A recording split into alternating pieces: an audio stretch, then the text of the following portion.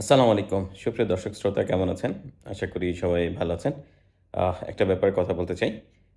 সংযুক্ত আরব আমিরাত আমরা সেটা বাংলাদেশে অনেক হয়তো আবুধাবি বা দুবাই হিসেবে নামে পরিচিত। যদিও রাষ্ট্রটি দুবাই নেওয়ায় সংযুক্ত আরব আমিরাত। এটা কয়েকটি প্রদেশ নিয়ে গঠিত। তো তাদের আজকে যেই ভিসা নিষেধাজ্ঞা দেওয়া হয়েছে সেখানে বাংলাদেশের নাম রয়েছে। কিন্তু অন্যদিকে এই বাংলাদেশের সাথে অন্য যেসব রাষ্ট্রগুলির নাম উল্লেখ করা হয়েছে সেগুলো বাংলাদেশের জন্য খুবই হিউমিলেটিং বা অনেক খুবই বাজে অবস্থায় পড়ে গেছে আমাদের।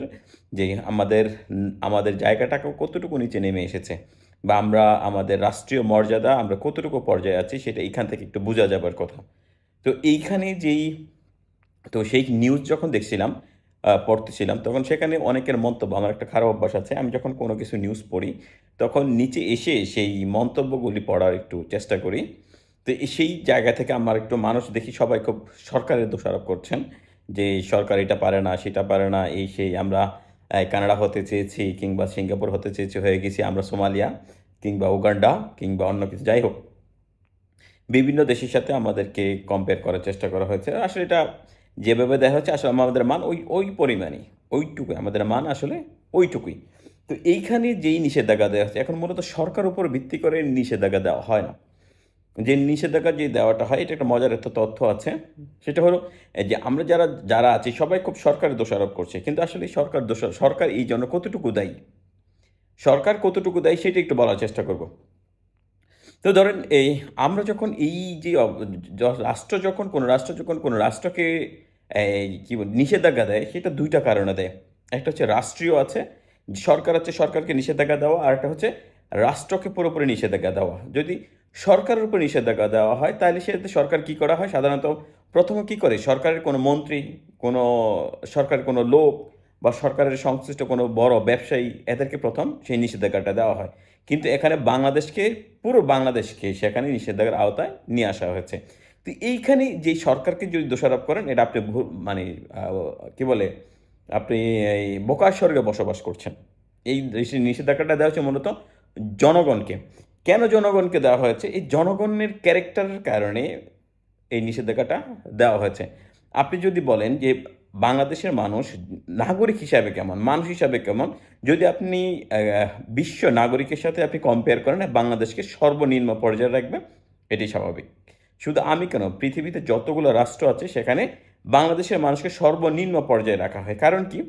আমাদের যারা এই দেশে আসে বা যারা মধ্যপ্রাচ্যে আসে বা জিসিসিতে আসে কিংবা ইউরোপে যায়, আমাদের বাংলাদেশের যেটা সর্বনিম্ন পর্যায়ের মানুষ, যার বাংলাদেশে কিছু নাই কিংবা দেশে মামলা খেয়েছে, হামলা খেয়েছে, যা বাবা তুই দূরে গিয়ে মর, কী করবে? তাকে ভিসা দিয়ে বিদেশ পাঠিয়ে দিবে। সে এসে ওই যে দেশে যে তার ক্যারেক্টারটা আছে সেই ক্যারেক্টারটা এখানে নিয়ে আসে। তো এখানে এসে সে তার যে ওই যে বাংলাদেশে যে কাজগুলি করেছে এখানে সে ঠিক একই কাজগুলি, একই ধাঁচের, একই ধরনের চলাফেরা, একই ধরনের সব কিছু সে সেখানে করে। তো আমরা কী ধরনের মানুষ আমরা এই জিসিসি বা বিদেশে আমরা পাঠিয়ে থাকি সেটা একটা উদাহরণ মাত্র দিয়ে দিলাম। তো এখানে ধরেন আমাদের এই বর্তমান যে কাতার আছে, আমি যে কাতার আছে কাতারের একটা অবস্থা বলি আপনাদেরকে, তাহলে আপনাদের ব্যাপারটা খুব ক্লিয়ার হবে। যে আমরা যদি ইন্ডিয়ানদেরকে দেখি, ইন্ডিয়ান অধিকাংশ এখানে মালবাড়ির এখানে কাজ করে। তো মালবাড়িদের মধ্যে কারা এখানে আসে? যারা সাধারণত উচ্চশিক্ষিত আছে, হায়ার এডুকেটেড আছে, যাদের মানে মোস্ট পটেনশিয়াল পার্সনগুলি তারা এখানে আসে। এসে তারা কি করে? আস্তে আস্তে আস্তে বিভিন্ন বড় বড় প্রতিষ্ঠানে চলে যায়। তো কাতারের গভর্নমেন্ট যে আছে, কাতারের গভর্নমেন্ট বাংলাদেশ গভর্নমেন্টকে নতুন করে ভিসা খুলে দিয়েছিল কি পারপাসে? যে কি করেছে সে এখানকার যেই কাতার চেয়েছিল যে সে চেয়েছে তার দেশটা একটি পর্যটন কেন্দ্রিক একটি দেশ হবে। কারণ কাতারের এখানে কোনো আপনার কৃষি নাই, শুধু খনিজ আছে, এছাড়া অন্য কোনো কিছুই নেই। আর তার দ্বিতীয় আয়ের উৎস হবে পর্যটন। আর হচ্ছে একটা ব্যবসায়িক হাব হিসেবে গড়ে তোলার চেষ্টা করা হয়েছে। তো এই জন্য সে কী করেছে? সে চেয়েছে যে অন্যান্য দেশের ন্যাশনালিটির মানুষ আছে, সেজন্য বাংলাদেশ থেকে যদি বাংলাদেশ লেবার তো এখানেই আছে, সেজন্য সে চেয়েছে বাংলাদেশ থেকে মূলত শিক্ষিত যে শ্রেণীটা আছে সেখানে এখানে নিয়ে আসবে। এখানে এই জন্য তারা কী করেছে? বড় বড় প্রফেশনাল লোক দিয়েছে। ধরুন ম্যানেজার আছে, ব্রাঞ্চ ম্যানেজার আছে, ফ্লোর ম্যানেজার আছে, সেলস ম্যানেজার আছে, মার্কেটিং ম্যানেজার আছে, তারপর সিভিল ইঞ্জিনিয়ার আছে, কম্পিউটার ইঞ্জিনিয়ার, বহু মানে যত বড় বড় হায়ার পজিশনের লোকদেরকে জন ভিসা দিয়েছে প্রত্যেকটা কোম্পানি। কোনো কোম্পানিকে লেবার ভিসা দেওয়া হয়নি। কিন্তু আমাদের দেশের যেই দালাল শ্রেণী আছে, যারা ভিসা ব্যবসায়ী আছে, যারা বলে যে ফ্রি ভিসা, তারা কি করেছে? এই সুযোগ নিয়ে এক এক কোম্পানি থেকে ২০০, ৩০০, ৪০০, ৫০০ ভিসা বের করেছে। করে কি করেছে, ওই যে কে দেখা গেছে কয়ের নিচে লিখতে যায় না, আমরা কি বলে আহ, মানে সরু সরু তো সে কিছুই লিখতে পারে না। তো সে যখন এখানে আসে, সে এসে কি করে, তাকে সে যে লোক এখানে আসছে সে শ্রমিক শ্রেণী হিসাবে আসছে, সে কি করবে, শ্রমিকের কাজ করবে, কিন্তু এখানে এসে শ্রমিকের কাজ নাই, কারণ এখন আর এখানে কনস্ট্রাকশন কাজ নাই। এখানে আছে শুধু ব্যবসা বা বিভিন্ন হোটেল রেস্টুরেন্ট বড় বড় কোম্পানিগুলো আছে। তো এখানে কি করেছে, যারা এই যে যারা আসছে, যারা ওই যে বড় বিষয় থেকে যারা আমাদের যে দালাল শ্রেণী কি করেছে, তারা সবল কাতার চেয়েছে উচ্চ শ্রেণীর মানুষগুলি এখানে আসুক, কিন্তু আমাদের দালাল শ্রেণী আছে তারা কি করছে, আমাদের এম্বাসি বলেন, আমাদের গভর্নমেন্টের বিভিন্ন ব্রাঞ্চের সাথে যোগাযোগ করে তারা কি করেছে, এইখানে কি করছে, যত লেবার আছে দলে দলে, মানে মোটামুটি বাংলাদেশে যখন কোনো কাজ করে ট্রাক দিয়ে মানুষ নিয়ে যায় না, ঠিক এইভাবে দলে দলে দলে দলে মানুষ এনে মানে একদম পড়ে ফেলছে। আর আনছে কাদেরকে, যারা বাংলাদেশের সর্বনিম্ন পর্যায়ের মানুষ, পরে এখানে এসে তারা কি করছে, না পাচ্ছে কাজ, যারা আনছে তারা তো কোনো কাজ দিতে পারে না, কারণ তাদের কোনো কোম্পানি নেই এখানে।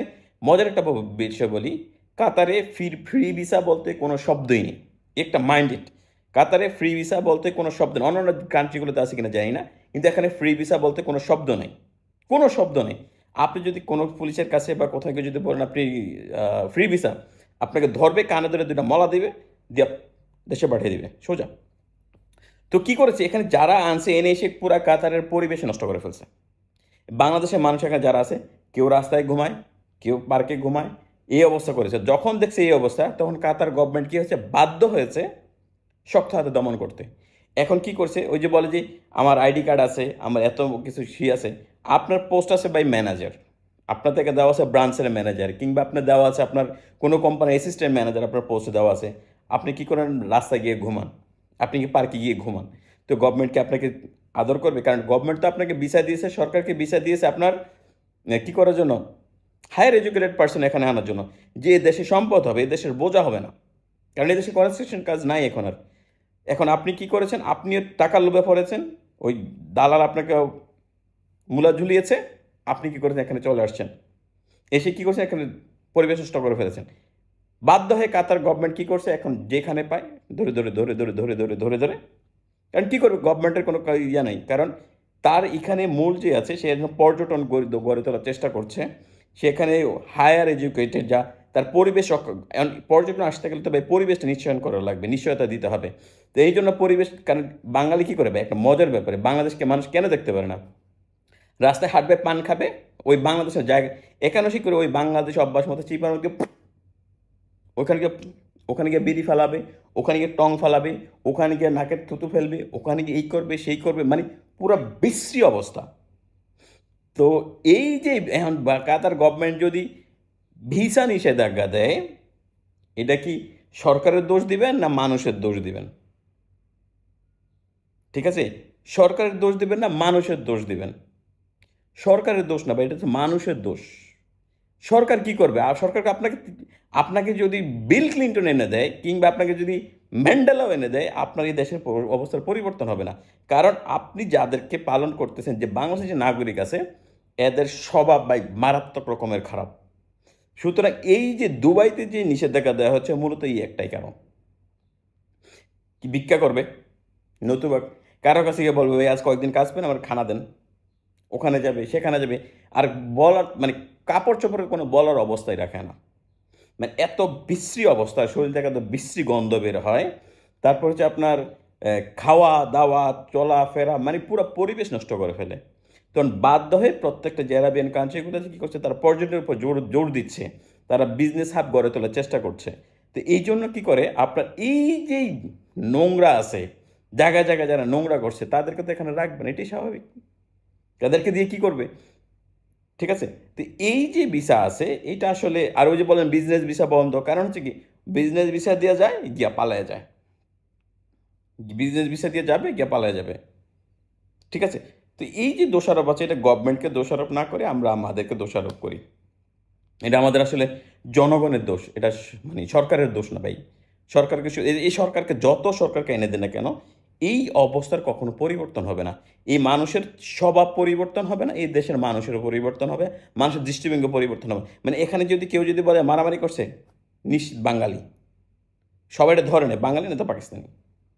তো এইখানে সরকার যেহেতু আইন রক্ষা করতে হবে, পরিবেশ রক্ষা করতে হবে, তার যেহেতু সেই তাদের যেই মূল টুরিস্টগুলো আসলে ইউরোপ থেকে বা বড় বড় উন্নত কান্ট্রিগুলো থেকে আসে, তো তারা এখানে আসলে তো ওই বাংলাদেশের মতো নোংরা কান্ট্রি যদি হয় তাহলে তো এখানে আসবে না। এখানে এরা তো ওই যারা এখানে আসে বাংলাদেশকে যারা নোংরা করে তারাই এখানে আসে। বাংলাদেশকে যারা নোংরা করে এরা এখানে আসে, সুতরাং এদেরকে নিয়ে আসে আর কি। তো এই যে আর এই ভিসা ব্যবসায়ীদের ফাঁদে পড়ে কারা, আমার কাছে প্রতিদিন কেউ না কেউ না আসে, ভাই আমার কাছে এটা নাই, খানা নাই, ভাই চলতে পারি না, কিছু একটা দেন ভাই, ভাই ভাই ভাই, মানে বলতে বলতে শেষ। ঠিক আছে, তো এরা সব হচ্ছে ভাই খুবই খারাপ অবস্থা। এরা তো মানে মানে কি বলবো, মানে বাংলাদেশিদের অবস্থা খুব খারাপ।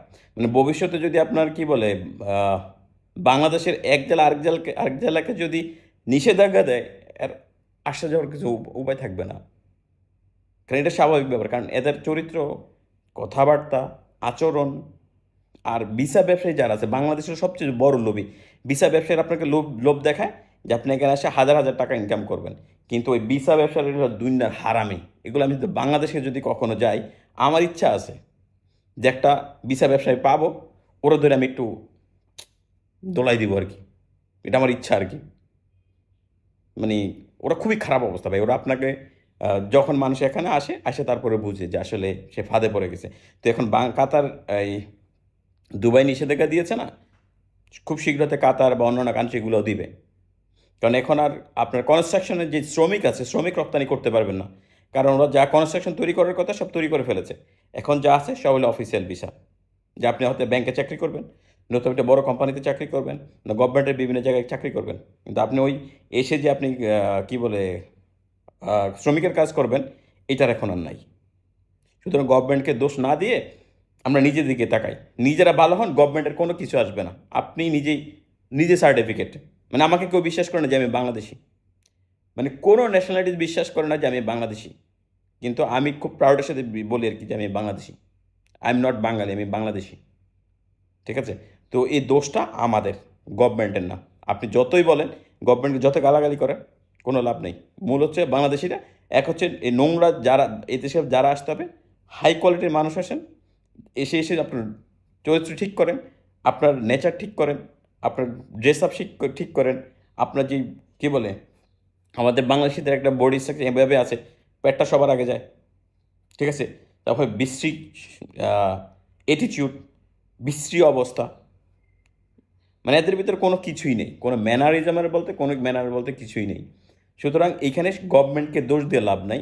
মানে একে ভিয়েতনাম দিয়েছে, থাইল্যান্ড দিয়েছে, কম্বোডিয়া দিয়েছে, কুয়েত দিয়েছে, তারপর আপনার বাহরাইন, ওমান যা আছে সব কিছু দিয়েছে, নতুন করে সংযুক্ত আরব আমিরাত যুক্ত হয়েছে। সুতরাং কবে জানি অন্যান্যগুলি বন্ধ হয়, অপেক্ষায় থাকেন। তার আগে এই বাংলাদেশিদের যে বাহিরের জন্য ভালো মানুষ পাঠান।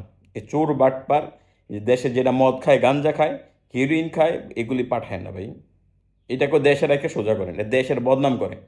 বিদেশে এসে আরও 20 জনের ভাত নষ্ট করে, বাবা মা নিজে বাঁচতে গিয়ে দেশকে ক্ষতি করে, অন্য 20টা মানুষের হক নষ্ট করে। ঠিক আছে, আর যেখানে দালাল পাবেন ধরে ধরে উত্তম মাধ্যম দিন। দালাল পাবেন যে বলবে ভিসা আছে, ফ্রি ভিসাটা বলি কি, তারা কি করে কোম্পানিতে লোক আনে কি করে একটা আইডি কার্ড দিয়ে দেয়, বাইরে তুমি কাজ করো। অথচ ওই কোম্পানি সরকার ভিসা দিছে তার কোম্পানিতে, সে আসবে, ওই কোম্পানি তাকে খাওয়া পড়া দিবে, সে কী করে আইসা আইডি কার্ড দিয়ে বাগায় দেয়, বাস বছর শেষে আবার নতুন করে আইডি রিনিউ করতে যাবে, এবার দাও 3000 রিয়াল দাও, 4000 রিয়াল দাও। এর হচ্ছে এই ব্যবসার এইখানে এইভাবে কাজ করে, টাকা ইনকাম করে, রাত ভরে মদ খাবে, দিন ভরে ঘুমাবে, আর দেশে যাবে গিয়ে হেলিকপ্টার দিয়ে বিয়ে করবে। এই হলো দালালের কাজ। ঠিক আছে, তো এভাবে না করে নিজে চেষ্টা করেন, নিজের যে বুদ্ধি আছে সেটা খাটিয়ে ভালো কিছু করেন, দেশের জন্য ভালো হবে, আপনার জন্য ভালো হবে।